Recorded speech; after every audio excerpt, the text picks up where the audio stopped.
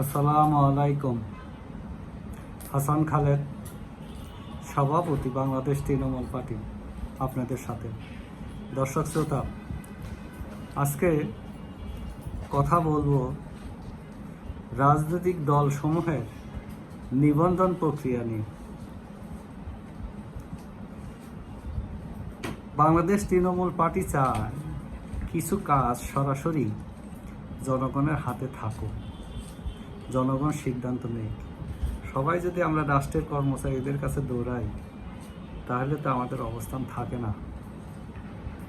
এখন যে বিদ্যমান ব্যবস্থা আছে নিবন্ধনের, সেটা নির্বাচন কমিশন দিয়ে থাকে কোয়ালিফিকেশনের মাধ্যমে, যোগ্যতা অর্জন করার মাধ্যমে। সেই যোগ্যতা অর্জন করতে গেলে এটা বিশাল একটা বিনিয়োগ দরকার। এই বিনিয়োগ করে যারা প্রকৃত রাজনৈতিক দল, তাদের পক্ষে নিবন্ধন নেওয়া সম্ভব হয় না বা হবে না। 21টা জেলায় তাদের অফিস থাকতে হবে। কমিটি তো থাকতেই পারে, কমিটি থাকে, কিন্তু অফিস থাকে, অফিস চালানোর মতো সক্ষমতা ছোট নতুন রাজনৈতিক দলগুলোর থাকে না। আবার 100টি উপজেলায় থাকতে হবে, কমিটি থাকতে হবে, অফিস থাকতে হবে। এটা একটা বিশাল যজ্ঞ। এইটাকে এত টাকা কোথায় পাওয়া যাবে বলেন? এত টাকা একটু পাওয়া যাবে? ব্যাংকও তো লোন দেবে না, ব্যাংক তো অ্যাকাউন্টই খুলতে চায় না। রাজনৈতিক দলের নিয়ম আছে অ্যাকাউন্ট খোলা, কিন্তু ব্যাংকে অ্যাকাউন্টই খুলতে চায় না, বুঝছেন? রাজনৈতিক দলের ট্রেড লাইসেন্স চায় যে আমরা আপনার অ্যাকাউন্ট খুলবো, কিসের উপর করবো? আমাদের লাইসেন্স কি? আমাদের লাইসেন্সের জন্যই তো আবেদন করতেছি। এরকম আমাদেরকে কথাবার্তার সম্মুখীন হইতে হয়েছে। তো ওইটা কিন্তু নির্বাচন কমিশন ক্লিয়ার করে দেয় নাই। একটা সার্কুলার কিন্তু বাংলাদেশ ব্যাংকে জারি করতে বলে নাই যে তোমার বাণিজ্যিক ব্যাংকগুলোকে বলে দাও যাতে এটা করে দেয়, ব্যাংক অ্যাকাউন্ট খুলে দেয়। যাই হোক, আমরা ওইদিকে যাচ্ছি না। যেহেতু রাজনৈতিক দলগুলোকে নিয়ে ব্যাংক থেকে লোন নেওয়ার সুযোগ নাই, এটা তো কোনো শিল্প খাত না, লোন নেওয়ার সুযোগ নাই, তাহলে খরচ কোথায় থেকে করবে? চাঁদাবাজি তো সবাই করতে চায় না। চাঁদাবাজি তো সবাই রোধ করতে চায়, নিরুৎসাহিত করতে চায়। তাই বাংলাদেশ তৃণমূল পার্টি মনে করে একটা নতুন রাজনৈতিক দল তার কেন্দ্রীয় কমিটি ও গঠনতন্ত্র তৈরি করে নির্বাচন কমিশনকে পাঠিয়ে দিবে যে আমরা একটা রাজনৈতিক দল গঠন করছি, তোমরা একটু তালিকা করে নাও, তালিকাভুক্ত করো, আমরা এই নামে ইলেকশন করব, নির্বাচন করব, জাতীয় সংসদ নির্বাচন করব। নির্বাচন কমিশন দেখবে, সে গঠনতন্ত্রটা দেখবে সেটা কি সংবিধান সম্মত নাকি সংবিধান সম্মত নয়।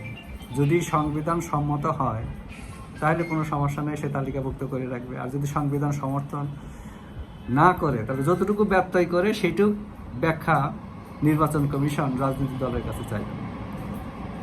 এবং তারা যদি সংবিধানে যতটুকু সমর্থন করে না, ওইটুকু যদি তারা গঠনতন্ত্র থেকে বাদ দিয়ে দেয়, তাহলে তালিকাভুক্ত করে রাখবে। এই নতুন দল পরবর্তী যে কোনো সংসদ নির্বাচনে যদি ন্যূনতম একটা আসন লাভ করে, তাহলে ওই তখনই অটোমেটিক নির্বাচন কমিশন তার দলটিকে নিবন্ধনভুক্ত করবে, নিবন্ধন দিয়ে দিবে। মানে জনগণের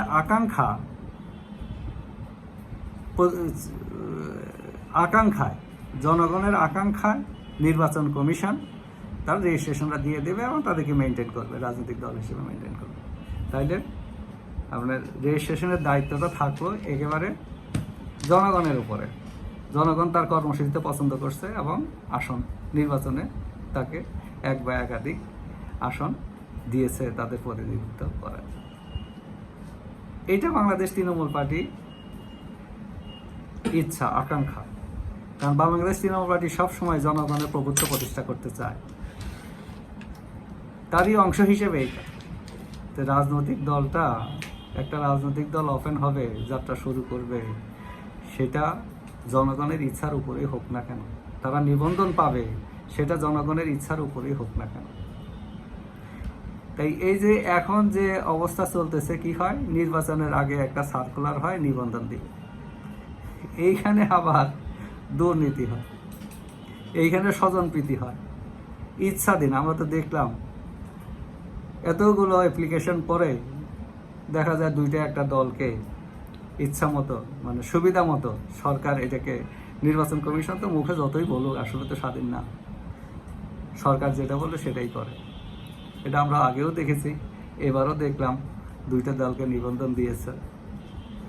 তো একটা হয়তো আলোচনায় আছে, আরেকটার কোনো আলোচনাই নাই, কোনোদিন কোনো তাদের দায়িত্ব কর্তব্য জনগণকে জানায় নাই।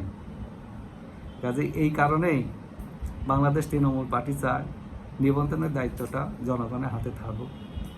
তার নির্বাচন কমিশন নতুন দলকে তালিকাভুক্ত করে রাখুক, তাদের দলের নামেই তারা পরবর্তী নির্বাচনে অংশগ্রহণ করুক এবং ন্যূনতম কমপক্ষে একটি আসন যদি তারা জয়লাভ করতে পারে তাহলে দলটাকে স্বয়ংক্রিয়ভাবে নিবন্ধন দিয়ে দিবে।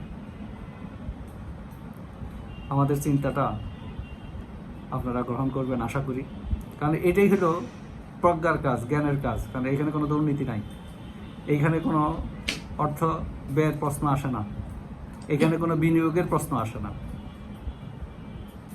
প্রিয় দর্শক শ্রোতা, আমাদের সাথেই থাকুন, বাংলাদেশ তৃণমূল পার্টিকে শক্তিশালী করুন। আমরা ভালো কিছু আপনাদেরকে সাথে নিয়ে করার চেষ্টা করতেছি। যে যেখানেই থাকুন, সুস্থ থাকুন, নিরাপদ থাকুন, সবাই ভালো থাকি, সবাই বাংলাদেশ তৃণমূল পার্টির সাথে থাকি। ধন্যবাদ সবাইকে।